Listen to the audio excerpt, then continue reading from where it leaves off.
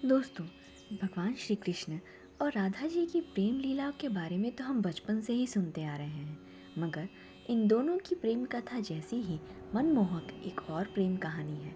ये कहानी है श्रीनिवास और भार्गवी की। शास्त्रों की माने तो दोनों राधा कृष्ण का ही स्वरूप है। श्रीनिवास जहाँ भगवान विष्णु का अवतार है, वहीं भार्गवी देवी लक्ष्मी का। पौराणिक कथाओं के अनुसार एक श्राप के चलते देवी लक्ष्मी को पृथ्वीलोक में जन्म लेना पड़ा और भगवान विष्णु अपनी श्री को वापस स्वर्गलोक ले जाने के लिए पृथ्वी पर आ गए।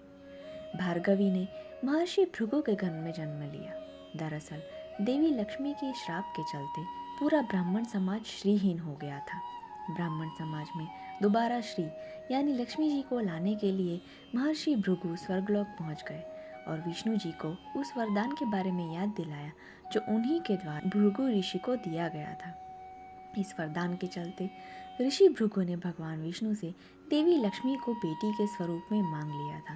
तब देवी लक्ष्मी ने भार्गवी के रूप में ऋषि भृगु के घर में जन्म लिया। भार्गवी के युवा होने पर उसके जीवन में श्रीनिवास नामक एक युवा नृतक आया। श्रीनिवास जहाँ भार्गवी को नृत्य कला सिखाता, वहीं दूसरी ओर ऋषि भृगु का सेवक बनकर रहता। दोनों को एक दूसरे से प्रेम भी हो गया, मगर श्रीनिवास असल में भगवान विष्णु का स्वरूप ही विषय में जब ऋषि भृगु को पता चला, तब उन्होंने भार्गवी को श्रीनिवास से विवाह नहीं करने दिया। वहीं दूसरी ओर वेंकटगिरी के राजा आकाश की बेटी राजकुमारी पद्मावती भी श्रीनिवास से नृत्य सीखती थी और मन ही मन श्रीनिवास से प्रेम कर बैठी थी। श्रीनिवास के विवाह करने के लिए पद्मावती ने सती होने का प्रण तक ले लिया था। इस विषय में जब श्रीनिवास को ज्ञात हुआ तो उन्हें पद्मावती से विवाह करना पड़ा।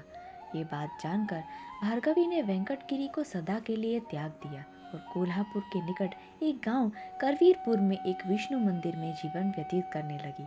श्रीनिवास और भार्गवी दोबारा इसी स्थान पर मिले और यहीं भार्गवी को यह बात ज्ञात हुई कि असल में वो देवी लक्ष्मी जी का ही स्वरूप है। हालांकि भार्गवी और श्रीनिवास का कभी विवाह नहीं हो पाया, मगर पद्मावती के साथ श्रीनिवास और भार्गवी वेंकटगिरी वापस गए और सदा के लिए वहीं बस गए। आज भी दक्षिण भारत में श्री वेंकटेश्वर स्वामी यानी तिरुपति बालाजी का मंदिर है, जहां उनके साथ पद्मावती के रूप में श्री देवी और भार्गवी के रूप में भूदेवी विराजमान है। दोस्तों, ऐसी ही नई कहानियों के लिए चैनल को लाइक और सब्सक्राइब ज़रूर करें। धन्यवाद।